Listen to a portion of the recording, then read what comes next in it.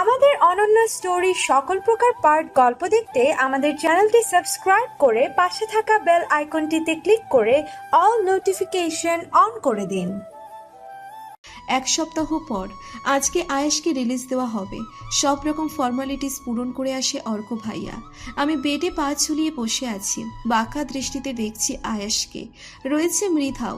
এটাই তার কারণ যে আমি আয়েশের দিকে সরাসরি তাকিয়ে নেই। প্রচণ্ড রাগ হচ্ছে আমার। এই এক সপ্তাহে কারণে অকারণে মৃধা ছুটে এসেছে আয়েশের কাছে।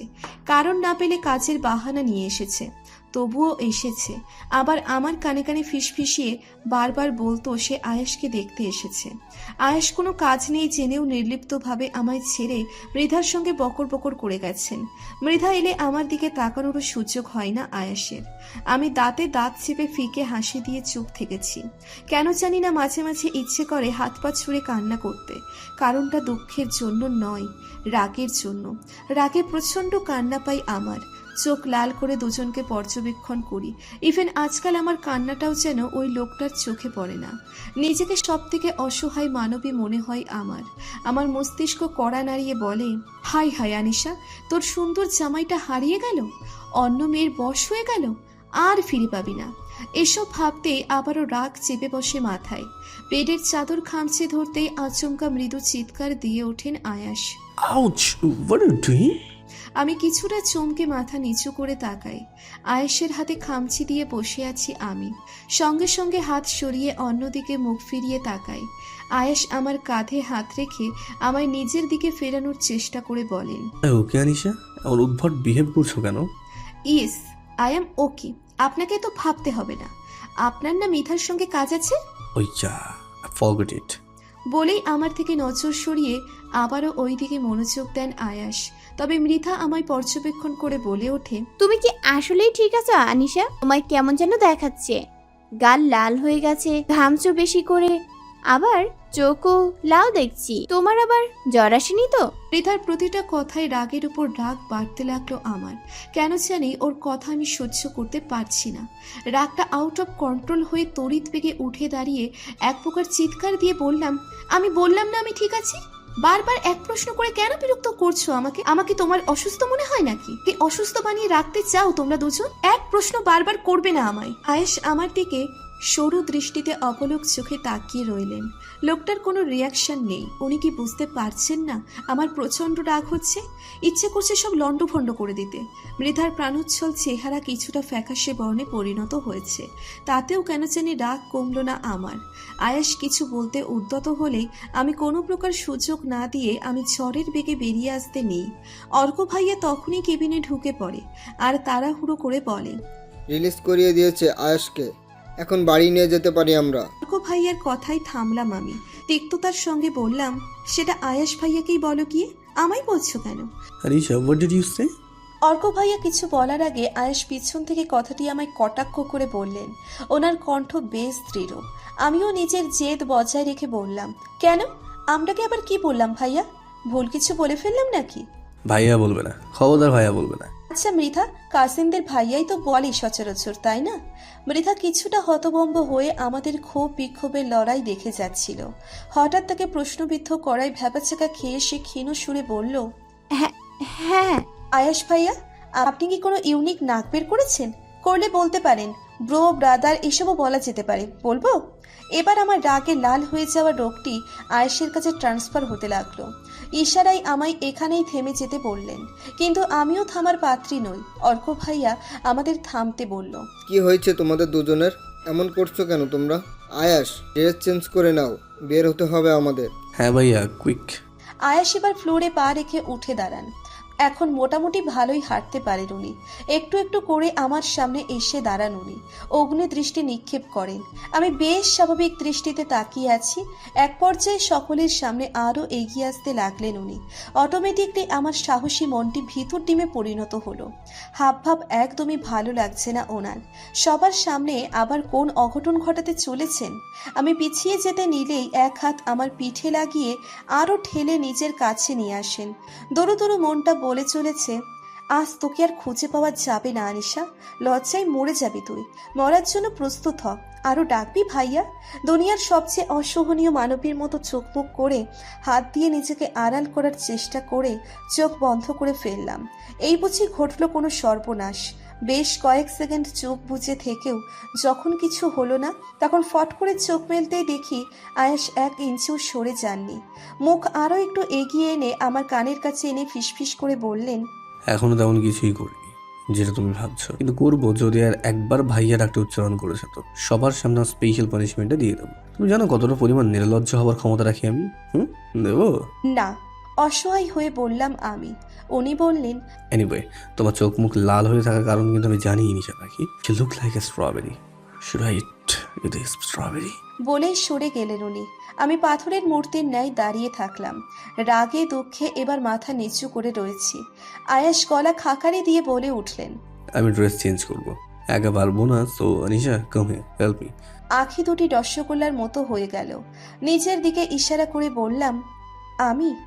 তোকে এখানে কার নাম আনিশা? আর তোমরা বাইরে যাবে প্লিজ। আর মেয়েরা ইউ ক্যান গো নাও। কাল ভিকটিম সম্ভবত সিসিটিভি ফুটেজ দেবে, সেটা নিয়ে আসবে। Got it? মৃধা ভদ্র মেয়ের মতো মাথা নাড়িয়ে আমার দিকে একটু তাকিয়ে ব্যাগ নিয়ে গম্ভীর মুখে হাঁটা দেয়, যেন সে ভীষণই চিন্তিত। সে কি আয়েশের কর্মকাণ্ডের জন্য চিন্তিত? উনি যে সবার সামনে আমার এত কাছে এলেন সেই বিষয় নিয়ে চিন্তিত? ভাবতেই মনে পৈশাচিক আনন্দ কাজ করতে লাগলো। সব তিক্ততা ভুলে মন গেয়ে উঠল, আহা আনিশা, তোর অসভ্য সীমাহীন নির্লজ্জ বরটা তোরই আছে। মুখে আপনা আপনি হাসি ফুটলো আমার। অ্যাশ আমার সামনে চুটকি বাজিয়ে বললেন, আমাকে নিয়ে স্বপ্ন দেখে হাসছো? স্বপ্ন সত্যি করার চান্স কিন্তু রয়েছে, আমি তোমার সামনেই আছি। আমি মুখ থেকে হাসি সরিয়ে শান্ত হয়ে ফিচেল কণ্ঠে বললাম, আপনার কি মনে হয় না আপনি নিজেকে নিয়ে একটু বেশি কনফিডেন্ট? ইয়েপ, নিজেকে নিয়ে কনফিডেন্ট হওয়া ভালো, জানো না? এখন শার্টটা খুলে দাও। আপনার হাত নেই? এই মুহূর্তে ধরে নাও হাত নেই আমার। না, ওনার সাথে কোনো মতেই পারা যাবে না। এই ভেবে এগিয়ে এসে শার্টের বোতাম একটা একটা করে খুলতে লাগলাম। আয়েশ আমার দিকে তাকিয়ে মিটি মিটি হাসছেন। মানুষটার হাসি চমৎকার। অবশেষে বাড়ি আসা হলো। তবে আয়াস এবার এলেন রাইহান প্যালেসে। এর কারণ আমি জানি না। আমাদের সঙ্গে রুদ্রও এসেছেন, যদিও উনি বারবার মানা করেছেন যে উনি আসবেন না। জোর জবরদস্তি করেই লোকটা রুদ্রকের সাথে আনলেন। আয়াস হালকা খুঁড়িয়ে এগিয়ে এসে আমায় ঠেলে বললেন, কলিং বেলটা তুমি বাজাও। আমি? আয়াস মাথা দুলালেন। আমি কাঁপা কাঁপা হাতে কলিং বেল বাজালাম। কিছু মুহূর্তেই দরজা খুলে দেওয়া হলো। দরজাটা খুলেছেন আয়েশের মা। দরজা খুলেই আমায় সর্বপ্রথম দেখে মূর্তির মতো দাঁড়িয়ে গেলেন উনি। এমনভাবে আমায় পর্যবেক্ষণ করছেন যেন আমি কোনো ভূত বা এলিয়েন। একসময় উনি এক আকাশ বিস্ময় নিয়ে বললেন, এই মেয়ে তুমি? আনিশার কি ওখানে থাকার কথা নয় নাকি? এতটা অবাক হয়ে গেলেন যে? আকাশ থেকে পড়লেন মনে হলো। ওর কি অন্য কোথাও থাকার কথা? নির্বিকার সুরে প্রশ্ন করেন আয়াস তার মায়ের উদ্দেশ্যে। যদিও ওনাকে মা বলতে বা ভাবতে মন বাধা প্রদান করে। এমন মহিলা মা হতে পারে না। মহিলাটি কিছুক্ষণ আমার দিকে ড্যাব ড্যাব করে তাকিয়ে থেকে নিজেকে সামলে আটকা আটকা গলায় বললেন, এমনটা কেন বলছো আয়াস?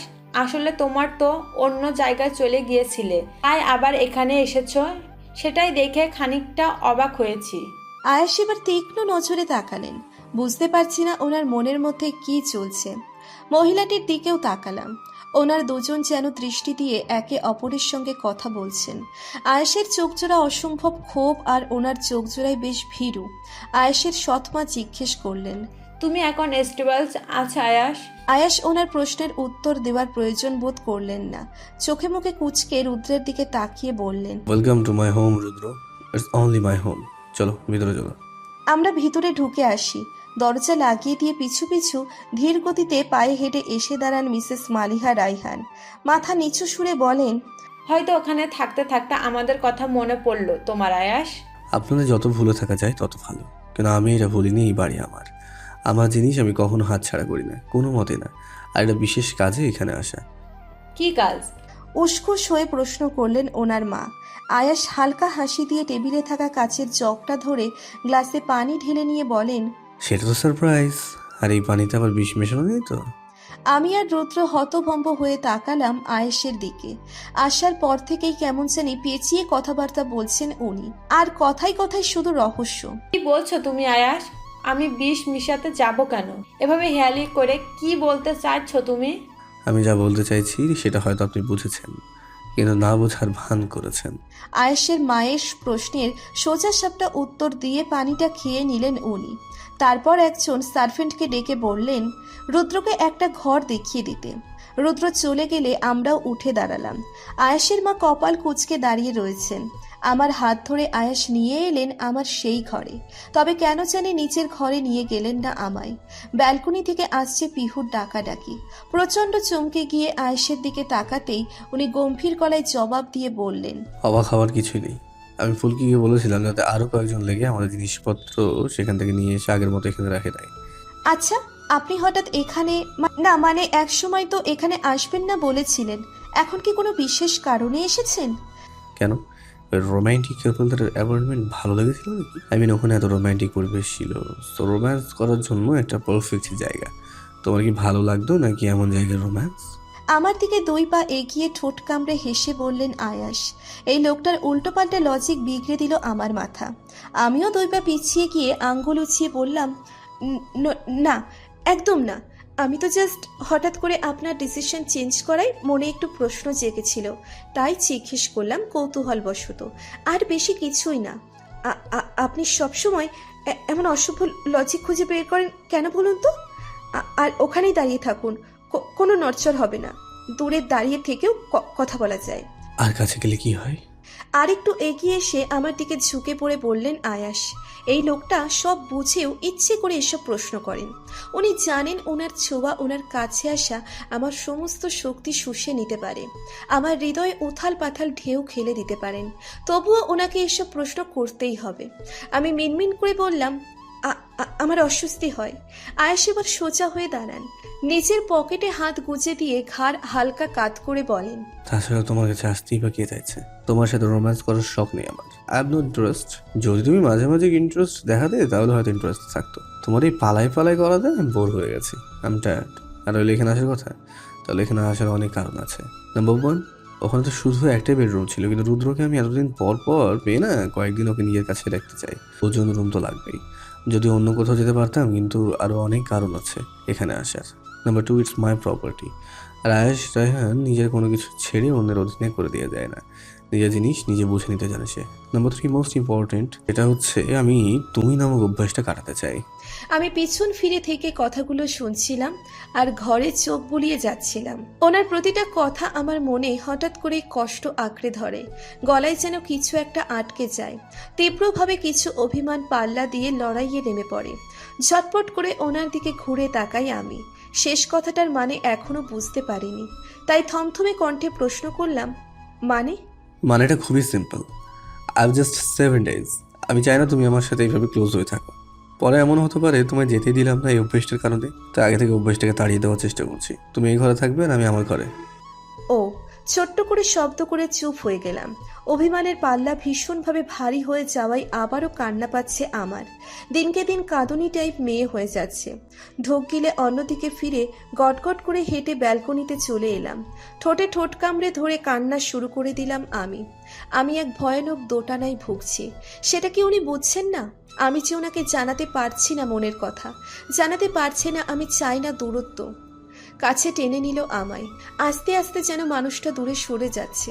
চোখ থেকে টুপ করে পানি গড়িয়ে পড়তেই পিহু ডেকে ওঠাতে ঘাড় ঘুরিয়ে তার দিকে তাকালাম। সেও আমার পানেই চেয়ে থেকে আবারও ডেকে উঠল। কাউকে নিজের পাশে না পেয়ে ওকেই বলে উঠলাম, এখন আমার কি করা উচিত পিহু? পিহু চড়ে চড়ে নিজের নাম ডেকে উঠে নিজের পাখা ঝাপটিয়ে চুপ করে গেল। আমি নিজেই আনমনে হয়ে বললাম, আমি ওনাকে বলতে চাই কথাগুলো, কিন্তু কোথাও একটা আটকে যায়। কতবার বলার চেষ্টা করেছি, কিন্তু লজ্জা আর অস্বস্তি এতটাই আমায় ঘিরে ধরে যে তাদের আবরণ দেওয়া দেওয়াল পেরিয়ে আমি আর বলতে পারি না। আয়াস কি বোঝেন না আমায়? আমার কর্মকাণ্ড কেন চিনে নিতে পারেন না আমার মনের ভাষা? বলে বাইরে আকাশের দিকে তাকালাম। আকাশে সূর্য মামা নিজের তেজ দেখিয়ে চলেছেন। চারিদিকে গরম। বেশ কিছুক্ষণ ভাবনা চিন্তা করার পর সিদ্ধান্ত নিলাম আজকে যে করেই হোক বলেই ফেলবো কথাগুলো, ভেঙে ফেলবো অস্বস্তির বানিয়ে দেওয়া সেই দেওয়াল। আমিও যে ভালোবাসার কাঙাল, কিন্তু শুধু একজনের ভালোবাসার কাঙাল, সে হলো আয়াস। পশ্চিম দিগন্তে মিশে যাচ্ছে সূর্য। আকাশে নানান রঙের মেঘের মেলা। সেই মেঘের মেলা পাশাপাশি দাঁড়িয়ে দেখছে আয়াস ও রুদ্র। দুজনে ভালো মন্দ কথা বলে থেমে গেছে। তারা আকাশ পানে চেয়ে রয়েছে। কারো মুখে নেই কোনো কথা। দুজনেই আকাশের রং বেরঙের মেঘের পাতায় একজনেরই ছবি আঁকছে। আয়াস আঁকছে তাকে পাওয়ার আশায়, আর রুদ্র আঁকছে দূর থেকে তাকে দেখে তৃপ্তি পাওয়ার আশায়। রুদ্র একসময় থমথমে গলায় বলে, আমি তো নিজের বাড়ি যেতে চেয়েছিলাম, তাহলে তুই এখানে আনলি কেন আয়াস? মন ছেড়ে দেখা করে আসবি বাড়ি গিয়ে, আমি তোর কাছে আসবো, কিন্তু এতদিনের জন্য তুই জোরাজোরি করে নিয়ে এলি কেন? আমি তো ভেবেছিলাম বিদেশ গিয়ে তুই একটু পাল্টাবি না, কিন্তু তুই তো দেখছি গিরগিটির মতো রং পাল্টে ফেলেছিস। আগে আমরা একসাথে কত থেকেছি তোর মনে নেই? আমি না বললেও আমার সঙ্গে থাকতে তুই চলে আসতি। আজ কয়েকদিন থাকতে তোর আপত্তি? তুই জানিস রং বদলানো মানুষ আমার একদমই পছন্দ নয়। জানি আমি, আর আমি একদম রং পাল্টাইনি। আমি তো শুধু ডিউটির জন্য বলছিলাম। হসপিটাল এখান থেকে অনেকটা দূরে, আর তুই জানিস যে আমি সেখানকার নতুন প্র্যাকটিসিং ডক্টর, তাই এত যদি গ্যাপ দিই সমস্যা হয়ে দাঁড়াবে। আয়াস স্মিত হাসি আর বলে, মিথ্যে খুব ভালোই সাজাতে পারিস তুই রুদ্র। আমি একদিকে যেমন তোর বেস্ট ফ্রেন্ড, অন্যদিকে একজন দক্ষ লয়ার। আমার চোখে সত্যি আর মিথ্যে দুটোই খুব তাড়াতাড়ি ধরা পড়ে যায়। রুদ্র আকাশের দিক থেকে নজর সরিয়ে আয়েশের দিকে তাকায়। আয়েশ কি বোঝাতে চাইছে? রুদ্র নিজের চশমাটা খুলে রাখে। তার হলুদ ফর্সা মুখটাতে উত্তেজনায় গোলাপি ভাব এসেছে। সে অস্থিরতার সঙ্গে বলে, আমি তোকে কি মিথ্যে বলছি? তুই আনিশাকে ভালোবাসিস? রুদ্রের বুকটা কেঁপে ওঠে, ঘাম ছুটে যায়। আয়াস তাকে ধরে ফেলল। এখন কি তাকে ভুল বুঝবে? এই ভেবে চিন্তিত হয়ে পড়ল সে। সে কোনোভাবেই চায়নি আয়াস এই কথা কোনোদিন জানুক। এতে দুজনের বন্ধুত্বের মাঝে প্রভাব ফেলতে পারে। সেটাও চাই না। রুদ্র কিছুটা জোর দিয়ে বলার চেষ্টা করলো, এসব আজে বাজে কথা মনে আনিস কেন আজকাল? এসব ফালতু কথা। আমি আবারও বলছি, তুই আনিশাকে ভালোবাসিস? আয়েশের কণ্ঠ বড্ড গম্ভীর। তার এই গম্ভীরতার অর্থ সে জেনেই ছাড়বে রুদ্রের মনের কথা। রুদ্র ফোঁস করে নিঃশ্বাস ছেড়ে হতাশ কণ্ঠে বলল, এই টপিক পাল্টা আয়াস, দয়া কর আমায়। আমি লাস্ট বার তোকে জিজ্ঞেস করছি, do you feel love with this girl? Rudra এদিক ওদিক পাগলের মতো তাকিয়ে বলেই ফেলে, ইয়েস, আই লাভ হার। কখন কিভাবে কেন জানি না আমার এই ভালোবাসার গন্তব্য নেই আয়াস, না রয়েছে কোনো পরিণতি। তবুও কোনো বারবার শুনতে চাইছিস? দোহাই লাগে, আমার কষ্ট বাড়াস না। আয়াস হেঁটে গিয়ে রুদ্রের সামনে দাঁড়ায়। রুদ্র কিছুটা বিস্ময়ের চোখে তাকিয়ে থাকে আয়াসের দিকে। আয়াস কি করবে এখন? রুদ্র তো সব ফটাফট করে বলে দিল। এখন কি তার বন্ধুত্ব এখানেই শেষ হবে? ভাবতেই তার বুকে তীব্র যন্ত্রণা হয়। তবে আয়াস তাকে অবাক করে দিয়ে প্রশ্ন করে, কি করে সহ্য করিস রে? হ্যাঁ, কি করে নিজেকে কন্ট্রোল করিস যখন তুই অন্য কারোর সাথে যাকে ভালোবাসিস তাকে দেখিস? দেখি, কারণ তোরা দুজনই আমার ভালোবাসার মানুষ। তোরা যদি একসাথে ভালো থাকতে পারিস তাহলে এটা আমার কাছে আনন্দের। আর সহ্য করা কোনো ব্যাপারই না। আনিশা তো তোকে ভালোবাসে। মলিন হেসে চশমা পরে বলে রুদ্র। চশমা পরার মেইন কারণ হচ্ছে বর্তমানে জল করে চোখের পানিটুকু ঢেকে রাখা। আয়াস রুদ্রের শেষ কথাটাতে সমর্থন না করে বলে, কি বলছিস? ওকে ভালোবাসে? মেয়েটার বুক ফাটে তবু মুখ ফোটে না। ওর থেকে কথাটুকু শোনার জন্য যে আমার কত কারসাজি করতে হবে। মাঝে মাঝে মনে হয় আদৌ আমি ওর মুখ থেকে কথাটা শুনতে পারবো কিনা। সে আমায় ভালোবাসেনি, ভালোবাসার কথাও নয়, কারণ সে অন্যের মাঝে মত্ত। তার চোখে আমি ভালোবাসা দেখেছি, তবে সেই ভালোবাসা আমার জন্য ছিল না। ভালোবাসেনি আমায় তাতে কি? আমি তাকে ভালোবেসেছি, পাগলের মতো ভালোবেসেছি। সেই পাগলামি প্রকাশ করলে সীমা অতিক্রম করে যাবে। তাই লুকোনো থাক সেই ভালোবাসা, যেই ভালোবাসা দেখে সে অস্বস্তি বোধ করবে। আমি না হয় তাকে আড়াল থেকে ভালোবেসে যাব। ও তোকে ভালোবাসে আয়াস, আর সেটা বলবেও।